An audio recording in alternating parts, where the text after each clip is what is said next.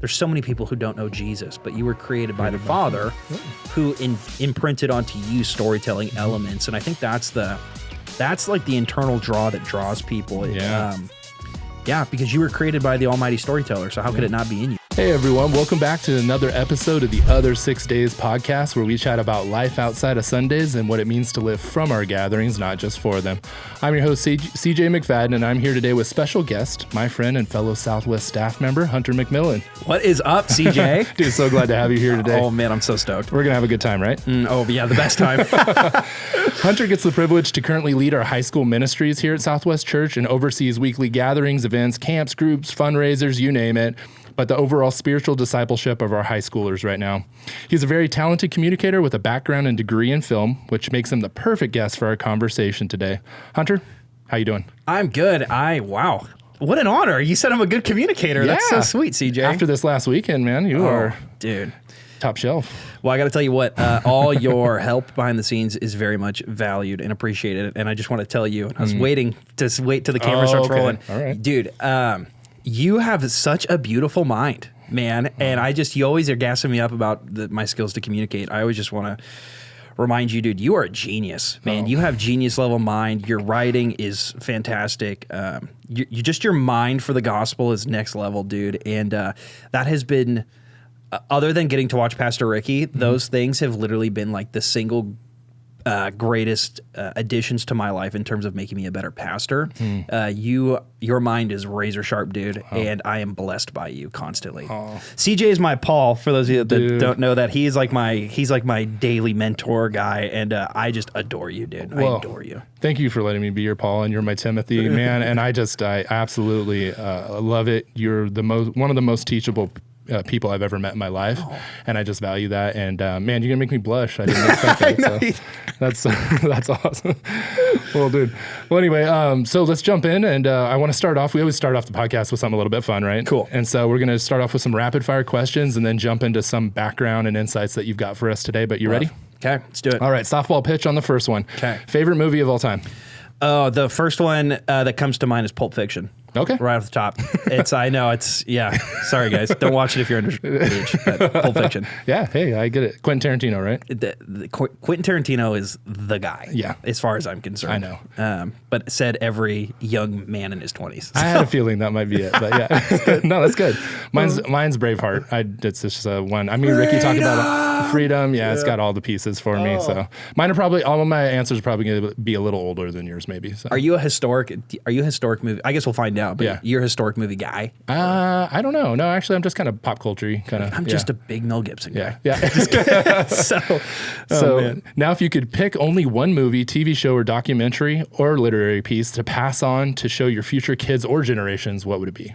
Only one. And you can't say the Bible, because I expect that from you. Yeah, the Bible. Yeah, dang. Okay. Your answer is really good, because your answer is actually practical, just because I have it in front of me. You put the Passion of the Christ. That's really good, because the truth is the Passion of the Christ obviously encapsulates the story of the gospel. But when the script was being written for that film, they drew primarily from the Gospel of John. Oh, nice. And so, and notoriously, the Gospel of John is said to be, if you could only have one gospel, like John would be it. Yeah. So it makes sense to me that, like, if I didn't have the Bible, and other than my ability to talk, if I had to have something to pass along with me, the Passion of the Christ is probably a pretty good one. Nice. Because it actualizes the story of the Bible right in front of you in ways that people are not usually ever ready to handle. Well, the emotion that it evokes, right? Regardless of how you feel on either side of that, you can't go away from that, I think, unchanged in some way. Right? It's funny. I have a funny story about the Passion. The first time I watched it, I was in the 7th grade, and it had which they probably don't let your 12-year-old kid, I don't know, maybe, but I was like 12 or 13 when I watched it, and it literally had such an impact on me. I had just come back from camp as a middle schooler, and me and my dad watched it, and it sounds so funny now that I'm saying it. I've never told you this, I don't think. I watched that movie, and I committed to my dad. I said, listen, this movie has now made me want to watch the Bible in a year, or not watch the Bible, read the Bible in a year, and I'm going to shave my head. And I'm going to keep my head shaved until I finish the Bible. And I kid you not, for the first 6 months of 7th grade, dude, I was this chubby little cue ball walking around campus, dude. Oh my gosh. And all my friends would, what is wrong with you? I'm reading the Bible, and I had my year Bible. And eventually I puttered out after about halfway. But that's a fun story about the passion that that happened in my life. I watched it and was like, Dad, I got to read the Bible, and I'm going to shave my head. See, and, it changes lives, people. It does. All right. Next one, best plot twist in a movie ever. Oh. I think iconic plot twists. Oh, well, dang. Okay, so there's the actual best plot twist in movies ever is the original Planet of the Apes. Yeah. When obviously he finds out that he's on Earth. Yeah. That is the best. My favorite plot twist of all time. Dang. I don't want to spoil. I was going to say, I think we have some spoiler alerts in here too. Spoiler alerts for days. The saddest, the most impactful movie that I saw in all of film school was a movie called Atonement. Okay, and it's a romance love story. Anyway, the ending of it is a twist ending, and I was not ready for it. And it punched me in the gut because, spoilers, they don't end up together. And I wasn't expecting that. Yeah. What about you? What are some of yours? I put plot twist ever was your typical is The Sixth Sense. So for me, like I got caught off guard. It was one of those I was like into it, and I was like when the ring dropped, I was like, oh man. Yeah. But actually, the Midnight Shyamalan's The Village. Oh, dude. Watching that, and then all of a sudden they get out of there, and I'm like, wait, they're in the middle of a city. You know, it just was one of those ones that you're like, oh, you got me. You know, so those were good for me. The trailer to that movie had a real impact. It came out. I think that movie came out in 2004, and I was in the 2nd grade. And I remember seeing that trailer and like not being able to sleep. It was horrifying. And then you see the movie and you're like, oh, that's not that scary actually. Yeah, I think that's part of what it was too. Oh gosh. All right, what is the movie that you love that everyone else hates? Oh. That you get the most flack for, probably. Oh man, I'm gonna hurt a lot of my friends right now. So the one that immediately comes to my mind is Cheaper by the Dozen 2. Okay. Not even the first one. The second one specifically, where they go to summer camp. My wife's laughing at me behind the camera. Not the first one, specifically the second one. They go to summer camp. They compete against the Murtaughs in the camp games. And guess what? They have to give up. They give up because one of them is having a kid, goes into labor. Yeah. It's a very beautiful. Yeah, it's a family movie. Yeah. The real answer in this one, like I can already hear my film school friends wanting to shoot me. Me and my dad might be the only two people to ever live that actually like the original Dune movie by David Lynch. Oh, okay, yeah. With the outfits with like the squares and the worms. Like it is a weird movie. The movie sucks, but like God, I love it. Yeah. And it's just one of those memories of me and my dad of like. It's him showing my dad's a sci-fi nerd, and it's like showing his son like this super terrible, nerdy B sci-fi movie that actually wasn't a B sci-fi movie. It was an A movie, but it just wasn't good. Yeah. Yeah, so I would say Dune. That's funny. Oh, that's great. Mine, I've said it on here before, mine's Waterworld. Everyone gives me I like Waterworld also. I always tell everybody, they're like the smokers, the jet skis, like the old, like, it just, I don't know, it's just a cool Mad movie, Max in the Ocean, baby. Yeah, Mad Max in the Ocean. Kevin Costner with gills? That's cool. That's cool. I thought it was cool. So, what's the worst movie ever made? Oh, probably the movie I made my freshman year. No, I'm kidding. The literal worst movie ever made is, it's got to be The Room. Have you seen The Room or heard of it? Is it that one? Oh, you go. It's, gosh, I can't think of the guy's name now. I should have studied before. It's cheap. Come on, Mark. Anyway, a spin-off movie called The Disaster Artist by James Franco and Seth Rogen got made about the making of that film. Oh. It's like, Tommy Wiseau. Okay. This random guy, no one knows where he's from, is very secretly independently wealthy and funded himself this like $5 million movie, and it's just abysmal. It just tanked, yeah. Yeah, but... Is it like a cult classic kind of though? It's so bad it's good, and so it's gathered a following. He's definitely made his money back now. But the worst movie I've ever paid to see was a film called Kidnapped with Halle Berry in it. Oh, really? It is awful. It is awful, and you forget. Catwoman was bad, but you forget that this girl's won an Oscar. Yeah. Like, oh man. So yeah, you would think it could be that. Like, okay, yeah, I could see that. What about you? Worst movie? Mine was Little Nicky with Adam Sandler. That's guys. It's so I could walk out of the first minute of that thing like it's just bad news. So And that was like in an era where Adam Sandler was just hitting bops. Dude, he had the best movie. You're like, or at the time the best movies, and so yeah, he couldn't go wrong, but he did with that one. So wait, Happy Madison or Happy Gilmore or Billy Madison? Billy Madison. Happy Gilmore because of golf for me, but I actually both of them. No, it's still Happy Gilmore. It's a classic for me. So I agree. That'll be a classic. I should have put that one later. Greatest cliffhanger of all time. Oh, dang. Okay, can I ask a follow-up question? Cliffhanger, as in cliffhanger and it ends, or cliffhanger leading into the next? Cliffhanger, whatever you think. Just that. Oh, okay. It's got to be Empire Strikes Back. Luke, I'm your father. Whatever the actual line is. The cliffhanger, like he's hanging down on that like antenna under the ship. They come save him, but of just the mystique of like what is next. Yeah. I feel like it's so good. Ooh, cliffhangers. That's tough. Do you have any? What are your? I do. Mine is couldn't think of a bunch of them, or I couldn't name them, but Inception was the one I could think of because the top's spinning at the end, and you kind of. You get to assume what happens, and that's an end like, cliffhanger. Yeah, you get no resolution. There's no resolution, so those are tough for me because you've really invested all your time into this movie, and I felt like it was a really powerful movie, moving you towards something, and there's no resolution. So maybe the Dark Knight. I don't know if it's cliffhanger because I guess Batman's story ends, but like the Dark Knight Returns, the final scene where him and is it Anne Hathaway or whatever, they're at dinner and he sees Michael Caine over there at the other table, and I don't know how it. Yeah. I think your answer is the best answer. No, it's just Inception is like a legit cliffhanger that actually ends the movie and is like, wait, I need a sequel. Yeah, never get it. Yeah, no resolution. So into that, what movie would you give it? Well, what movie would you give an alternate ending to? Oh, what movie ending just irks me? Yeah, and you need to change that up. Yeah. Okay, so this is not an ending that irks me, but it's an ending that I'm happy with, but it's an ending I would love to see more of. Not more of, but I would like to see more of the story before it ends. Adam Sandler in 2019 was just in a film called Uncut Gems, which I absolutely love. He plays like a gem salesman, a jeweler in the Diamond District of New York. New York, yeah. The ending, I loved the ending. I get it. It's Shakespearean, like it makes sense. But in my heart, I was like, dang, I want another one. I want another one. Do you know how it ends? No.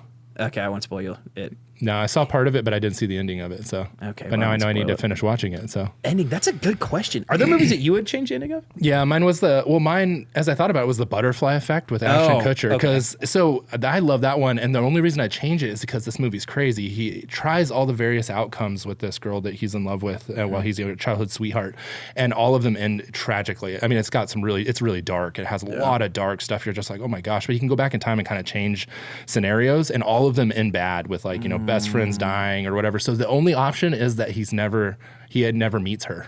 So he has to go back in time and actually change that. The only option is for him to have never met her. Yeah. And so at the end he walks by her and you kind of hope that maybe she'll recognize him, and so he realizes he did what was best for her in her life, and that's to never be with her. So for me that just leaves I'm like, selfishly, that's never the best option. Like I changed my answer. I want to change it to Atonement, which is a movie I said earlier, because I agree. It's a romance movie and you want it to end with them together. And it doesn't. And it can't. And just because of the circumstances of the story, they literally can't be together. So I changed my answer. Yeah. Atonement, I would change the ending. I'm going to have to see that one. I haven't seen it. Oh, God, it's going to make you cry. Call me right after you're done crying. Okay, I will. Sequel that needs to be made. Inception, obviously, because we just said it. Sequel that needs to be made. In your opinion, one that you've been waiting for. No, that's good. I would love. Well, so going back to the Pulp Fiction bit, favorite movie ever, Pulp Fiction. There actually was supposed to be a sequel, prequel, spinoff called The Vega Brothers, because John Travolta. So all of Quentin Tarantino's characters in his universe, a lot of times are related. Yeah. And people don't know that. He just kind of knows that himself, and it's fun for him. In Vincent Vega, John Travolta from Pulp Fiction, and Mr. Blonde from Reservoir Dogs, played by Michael all my movie friends are gonna be mad at me because I forgot all their names. but the point is the bad guy, Mr. Blonde from Reservoir Dogs, and Vincent Vega from Pulp Fiction, in the Tarantino verse are actually brothers. Yeah. And they were supposed to get a movie of the two of them together. There was supposed to be a movie called The Vega Brothers that never happened. So that was yours? Yeah, so that would be my sequel because it's like a Pulp Fiction prequel. Yeah, prequel. Yeah, yeah, so. prequel sequel.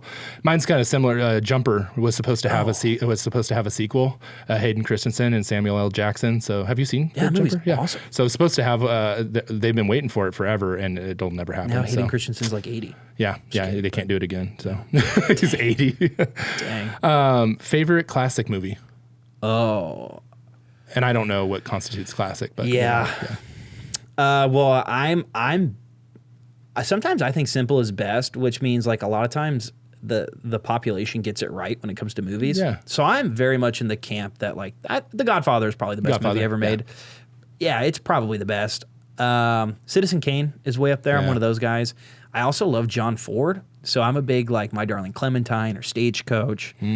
But for my money, the greatest pure director of all time is Akira Kurosawa. So I would have to say that my favorite classic movie is probably Yojimbo, which is a samurai film. Yeah, it's a black and white samurai film that Sergio Leone, the famous spaghetti western guy who made Fistful of Dollars, Once Upon a Time in America, he literally stole shot for shot from Yojimbo, the samurai movie, and created A Fistful of Dollars, which was Clint Eastwood's first cowboy big role. Oh, okay. So the modern cowboy movie that we love literally is stolen tick for tack from samurai films. Yeah. And then Star Wars, Lucas creates a space western that essentially is just a space western based on a samurai movie. So you've heard it from a true film guy just now, because I didn't know about 3/4 of what you just said. Yojimbo. So Yojimbo would be my answer. That's awesome. I said A Christmas Story. Mine's just classic. You'll shoot your eye out kind of thing. So yeah. I love what's the one? The guy wishes. It's a Christmas movie. It's a Wonderful Life. That's a Wonderful Life. Yeah, that's a good one too. So yeah. What movies had? We kind of talked about this one. What movies had such an impact on you that it actually altered your life in some way? Oh, that it like changed how you feel or something. Yeah. Star Wars is the first one that comes to mind instantaneously because I was a young kid, and I've talked about my dad a lot already in this. I love my dad, but we had some problems when I was younger, and so it was just me and my mom for a big portion of my younger life, and I think I really liked Star Wars because I identified with Luke Skywalker of this kid who has a family but doesn't have a family. He's really poor, but like has this deep burning thing inside of him that he's built for more and doesn't understand why. And then he gets caught up in this crazy journey where he finds out he's the chosen one to save. Like, I really identified with that because I think I always dreamed I was going to be that. I hoped I was going to be that guy. Yeah. I loved documentaries when I was a kid because I got to travel. Yeah. Like I've been to Canada and Mexico, but in my mind, I've been everywhere. Yeah. So like I love documentaries, but even movies of Werner Herzog, which like so Fitzcarraldo or Aguirre, The Wrath of God, like these crazy movies that take place in like these jungly places. What was your question? It was which one's actually like altered your life? Like, okay, it had enough of an impact to change your. The movie that altered my life. Don't laugh at me. I know I do this. Whatever, guys. It's good. Pulp Fiction is the movie that I watched and I go, I want to do this. Yeah. I can do this. So that kind of leads into our question after this is like, as we get talking about your background and stuff, that's a piece of it, right? Oh yeah. Yeah. Pulp Fiction was the one where I was like, oh, I can make movies. Oh, that's awesome. Yeah. Well, a couple more questions, quick ones. We'll do, no I actually forgot, I skipped it, but saddest movie ever made?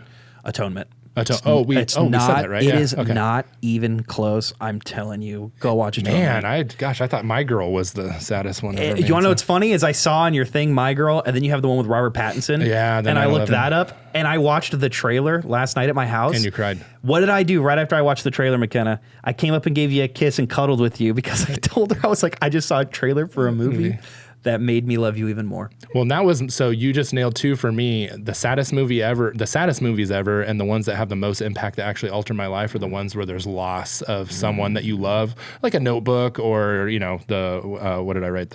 Remember Me.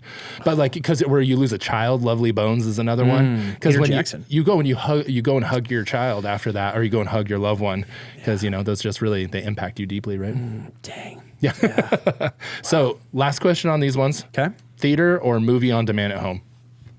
Oh, I'm a movie theater guy. Okay. All of COVID, I'm convinced I am the reason why the Mary Pickford movie theater in Cathedral City stayed open. 100%. I was yourself kept it open. They were doing $5 movies every day, and they were playing like Star Wars, Harry Potter. And I went probably for 2.5 months, literally every day. Like, what else am I going to do? It's 100 degrees outside, and the world shut down. So I just went and watched movies. Nostalgic memories, the whole thing, right? Yeah, I'm a movie theater guy. Yeah. I respect. I feel the contractual obligation between filmmaker and audience member is important to me. Yeah. And I know that there are some people like a Christopher Nolan who just made Oppenheimer. Like, that's a movie that you have to go see in theaters. Yeah. On demand is cool. Like, Yeah. it's convenient, but I'm not watching blockbusters on demand. Yeah. Like, I'm gonna go see it in theater. I am now. Unfortunately, I've kind of fall prey to it because I love the theater. I love the environment. I love everything about it, but I can't control the environment. So when I get someone next to me who's, hey, what's happening? Or kids running around, or noise happening, I just am like, oh man, I yell at kids. I'm that guy. I straight up like talking. I'm like, hey, this movie ticket cost me $87, so I need, and this popcorn was $50, so I need you to not. There's an investment act here. like this. Yeah. That's funny. Well, yeah, let's jump in. Give us a little background on you, primarily growing up and your journey into film, and ultimately the draw to film for you. Yeah. So kind of recap that. So mom and dad both love movies. Both mom and dad are movie fanatics. And I lived with mom for most of my life, and then dad was around, and that was one of the best bonding times that me and my father got, was like we'd go see movies. And my mom worked full time, and I played sports. So during the week, I was practice, come home, eat dinner, go to bed. Yeah. But Sundays, my mom always had Sundays off, and that was kind of our tradition. Was Sundays we go see a movie, we go see a matinee, get some ice cream. Like, that was the thing. That's cool. So my parents always loved movies, and the other thing, and this is not, I'm not going to recommend this to anybody, but this is just how it was for me. There was no limit to what I was allowed to watch as long as I could understand what it was I was watching. Which isn't good, because I watched Scarface when I was like 11 for the first time, but it was the thing of my parents gave me freedom as long as I understood what I was watching. But movies, I said it earlier, that was just my escape, man. I was a young kid. I spent a lot of time alone. I wanted to travel the world and see the world, but I couldn't at the time. And movies for me were that great escape.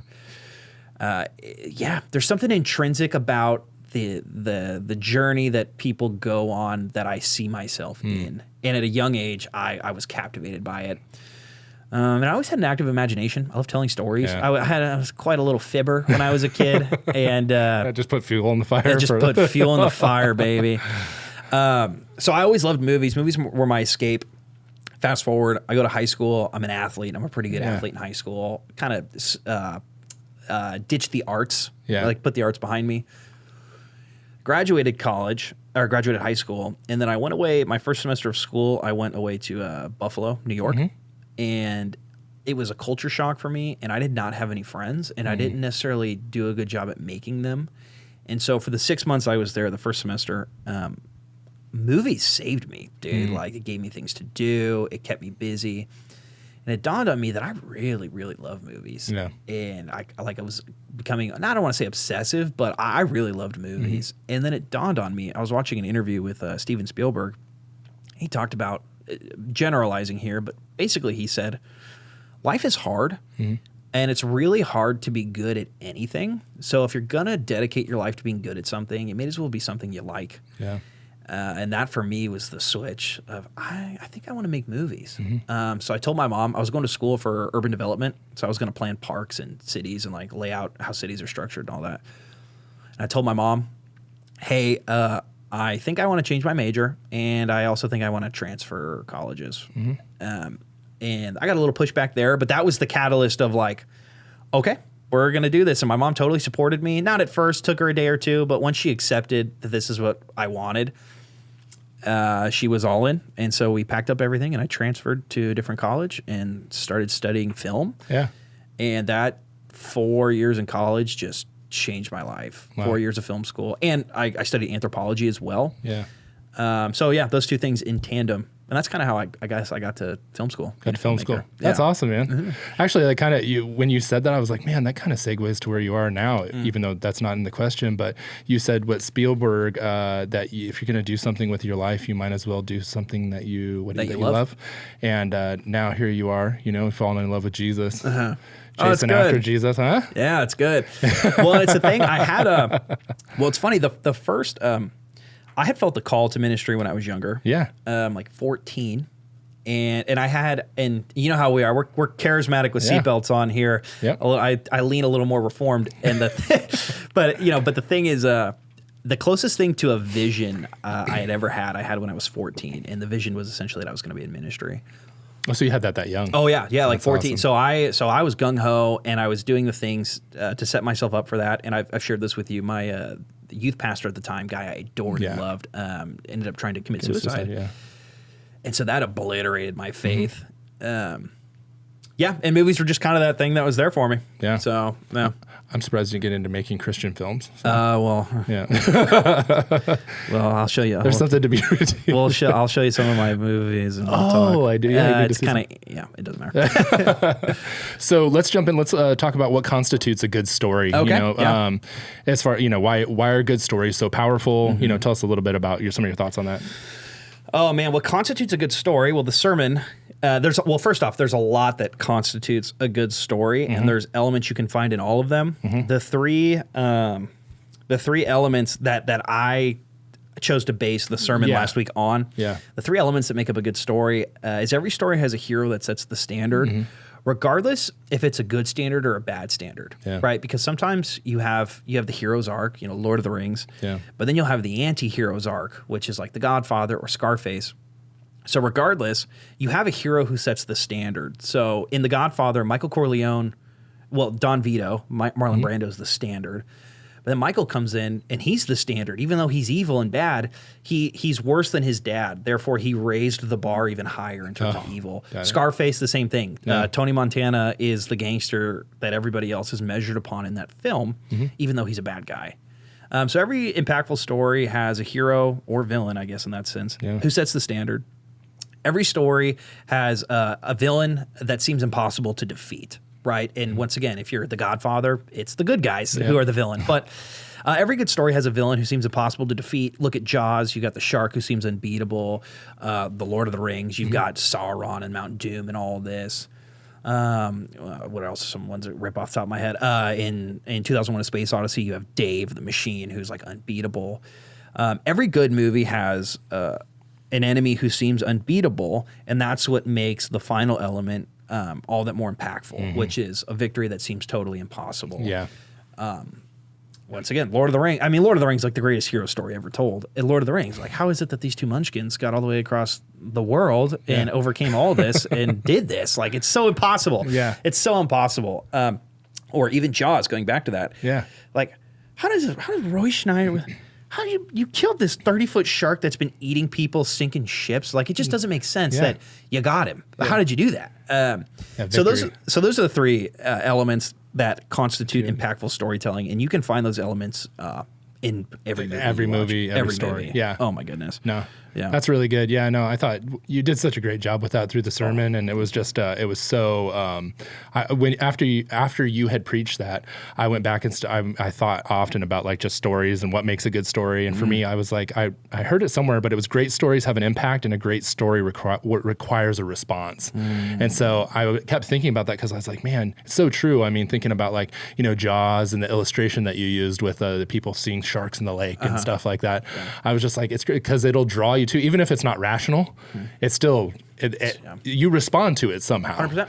And so they impact us. And so I don't know, any other thoughts on great stories? And well, I think people and I don't have the word for it, maybe you do, people try to fill in the blanks all the time, and you'll see examples where like there will be an image and the middle of the image is missing, but your brain can like connect the image. Yeah. Or you'll be reading a sentence, and then it's like the sentence you're reading right now, every single word is misspelled, but you didn't notice because your brain just like auto fills the spots. I think the same is true about stories. Is people, and Tarantino famous for this. People try to overcomplicate stories, and the best stories are the simplest because they play on the part of your brain where you're filling in the blanks. So it's like the unfolding of a story happens, and you as the audience member subconsciously are filling in the blanks as you're watching, and that's kind of what keeps you moving forward. Once again, Lord of the Rings. It's the most basic story ever told. Why do you keep watching? Well, because you want to see what happens next. But internally, like, oh my gosh, they're going to fight the dragon. There's something subconscious about you that fills the blanks, that keeps you engaged. And it's been that way forever. Yeah. It's been that way forever. I think that's why people have always gravitated towards storytelling, orally, written. It's just what it is, man. It's in us. Yep. Yeah. And whether they evoke, astound, confound, or communicate something, like we are drawn to where is it going with this, right? Like it's just a natural kind of, there's a natural draw to that. And so I love the idea of using stories to redeem things, taking movies that simply move us or entertain us and then connecting them with truths that can transform us. Really and so I love the idea, like, that's why I always love like a redemption story. What is this one? Actually, I'll probably talk about it in another podcast. Actually, I will, but I'll mention it. Here's the story, Redeeming Love. Did we talk about that before? The one with it's the Hosea Gomer story. Yes. And dude, it is, it's just a whole story of redemption and love. And I mean, it's so beautiful, but I love when you can take something maybe that it wasn't necessarily meant for and turn it into something, basically use it for good. Kind of that idea. One of my favorite sermons, side note, is we talked about this. Judah Smith preaches on Hosea and Gomer, and he ties it in, the redemption of Hosea and Gomer, and he ties it into John 3:16 and the redemption of humanity. Yeah. It's really good. Yeah. I love. So actually, I want to touch on this too. One of my favorite verses in Scripture is John 21:25, and it says, "But there are also many other things that Jesus did. If every one of them were written down, I suppose that the world itself could not contain the books that would be written." Dude, every time I've heard that verse, like I was probably one of the first verses that I heard that I was blown away by, thinking, where are all those stories? You know what I mean? But I realized it's such a powerful display of what has been written is sufficient but not exhaustive, and that there's so much more to the story of Jesus that it's not even, dude, that if it was written down, that itself, that it could not contain the books that would be written about it. So it's like the greatest ambiguous ending of a movie ever. It's Yeah. like the greatest Maybe ambiguous ending. That's good. I love that. And dang, what was it? Anyway. Yeah. Greatest ambiguous. Well, let's get into now. Let's talk about the greatest story ever told. Okay, story of Jesus. Yeah. What do you got for us there? Any thoughts on the greatest story? I think there's something, and the argument I made in the sermon, like the thesis of the sermon, essentially is you and I were created by God, who is the ultimate author and creator. Hebrews 12:2, that Josh Weiss gave me to use was looking at Jesus, the author and perfecter of our faith, who for the joy set before him endured the cross. You and I were created and woven together by the greatest author of all time, and I would like to think that he imprinted onto us this intrinsic desire for a longing for essentially a story that we know we're a part of. Like I feel like there's this subtle thing in all of us that recognizes why we love the hero's journey. Yeah. Why do we love the sacrificial hero? And I would argue it's because the greatest story ever told was about a man who was perfect in all that he did, and he came down and paid the heaviest price for people that were so imperfect who did not deserve it. But it's from the kindness and gracious heart of God that you and I were given a chance at hope. Literally the story of the Bible, one grand story that is amalgamation of many smaller stories. It's just got everything in there, dude. Yeah, it has everything. Poetry. The prose is next level. Yeah. The narrative books of the Bible, the poetic books of the Bible, like the applicable books of the Bible. There's so much in there. It's hard when you know anything about literature. It's hard to think of anything that could contend with the Bible. And then another bit that in my anthropology classes, because the two oldest pieces of literature that we have as of now, it's contested as to which one is older, but they're written about the same time, which is the Epic of King Gilgamesh and the Book of Job. Yeah, I find it fascinating that the oldest book in the Bible is a narrative book. Yeah. So it just goes back to the importance and power of storytelling right from the beginning. Yeah. I remember when I preached the message, and I talked about, we love and identify stories because we put ourselves in the driver's seat. Yeah. You're one of the few audience members, which is it's something like 6 or 7%, which is you actually don't see yourself in the movie that you're watching. Yeah. You're just watching it for the sheer entertainment. You caught that, huh? Oh yeah, I caught that because when you said that, I was perplexed. I was like, I've never. Every movie I've ever seen, I'm in it. Like I'm the guy. I'm the hero. Yeah. So anyway, I thought that was interesting because people like you don't exist very often. Most people put themselves in the driver's seat. It's the same the stat I shared about the NFL, which is like something like 67% of people that watch the NFL don't watch it because they enjoy it. They watch it because they get to see them. They see themselves as being the guy on the field playing. Yeah. Which is kind of sad. Well, it's probably me too. I'm probably that guy too. So well, when you said that, it's funny. I've actually never really thought about why I felt that way when I said it. But when we talk about someone else's story, it's kind of the cliche thing: live your own story. Oh, okay. So for me, entertainment, it has the power to impact. It has the power to transform. It has the power to change you, especially because it's true for Scripture. Yeah. And so for me, though, I always think, well, then how is that applicable to my own life, and how do I turn that into something that I journey and do and understand and feel? It's the reality of its impact on me, right? And so I don't see myself in someone else's story, but this is funny because I think this is why I don't really connect with sports really well. I don't watch football teams. I don't connect with, like, I'm not your typical guy that's like, go Bills or whatever, like I'm not that, but I'm not into sports. Like I just don't have that connection. I'm like, I don't live vicariously through them because I can't see myself as them. So I've always thought it was funny. I'm like, why do people cheer on this random group of dudes running around on a field throwing around a pigskin? I was like, I don't have. You are so secure in yourself. You just like you're the guy that's like, I don't need to fantasize about me being someone else. I'm gonna go do what I wanted to do. And I'm gonna adventure this world myself and experience it firsthand. So that's awesome. I would love to maybe play it, but I don't. Yeah, so it's kind of weird. I've always actually kind of struggled with that because people are like, you're weird. Like you don't, like, what dude doesn't follow football? Yeah. Well, I don't. So I'm part of the guy. Yeah.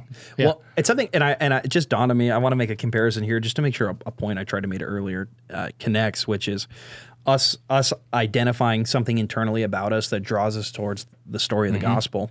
There was, and I can't remember, it was a sport. I forgot what it was, but it's more common in music, which is to say that when a child is born, and it's particularly in men, but when a child is born and then dad leaves, okay, if dad was a musician, oftentimes when dad is gone, the child intrinsically has a musical slant. Yeah. And they begin to pick up and have, for some reason, they don't know why, they don't know their dad, but something about the father left an impression on them that draws them towards being musical. And the same is true of, like, there's so many people who don't know Jesus, but you were created by the Father who imprinted onto you storytelling elements. And I think that's like the internal draw that draws people.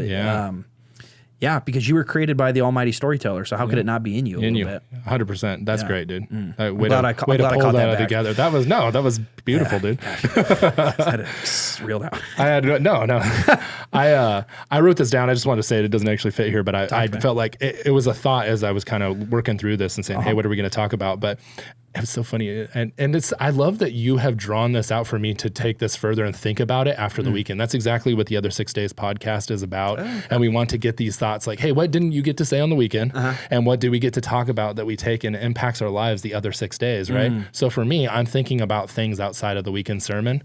That's a powerful sermon. Yeah. So for me, he's not the hero. Jesus was not the hero that we wanted. He was the hero we needed. And so you hear that all the time. And I was like, it's so true. We never thought that such a unlikely hero, which you talked about, carpenter from Nazareth, friend of sinners, all things, humble, compassionate, unassuming, all the things that a hero's not, but it's exactly what we needed for redemption, right? Come on. Like, so good, dude. It was so, and I was like, man, that's so funny. We can use this modern thing and redeem it and turn it into, that's exactly who Jesus was. We didn't even know we needed him, but that's who we needed. So, well, that carries over a multitude of things of, like, the thing you need is not always what you think. Like, it's not the big shiny thing. It's the small thing. Yeah. Greatest rescue story of all time. Yeah. Oh, yeah. Well, that and Rescue Rangers, but Dude, I'm kidding.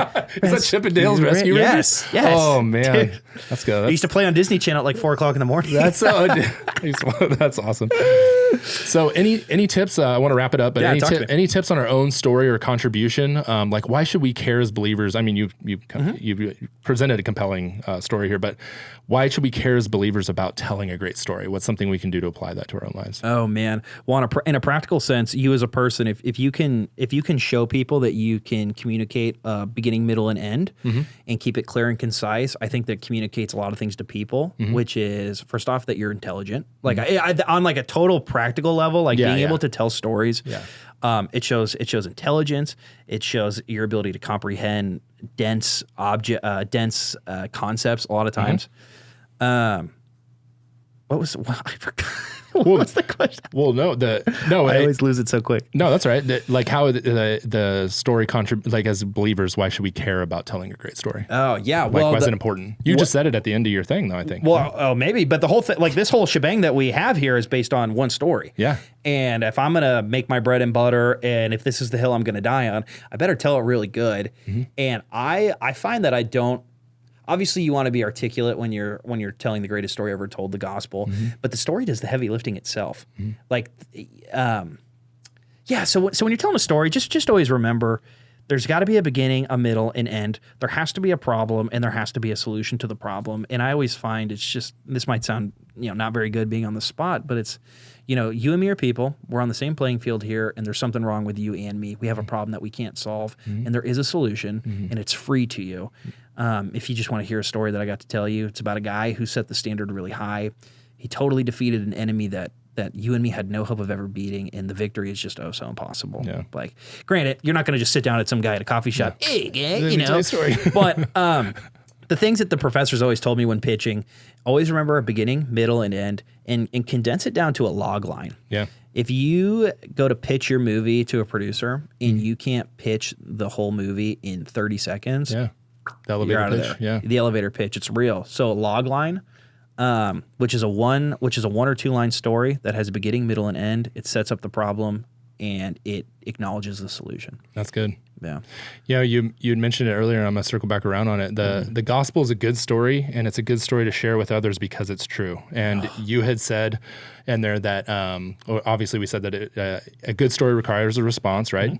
And we share our story because God's put that story inside of us, and so we share it with others to bring glory to Him, correct? That's good. Yeah, so it's a great way to put put on display the power of God at work in our own lives too, so our own personal testimonies, right? So good. We've talked about sharing those and sharing with others how, the impact that God's had and how it's transformed us. And if there's anything that can transform your life, it's the power of the gospel, right?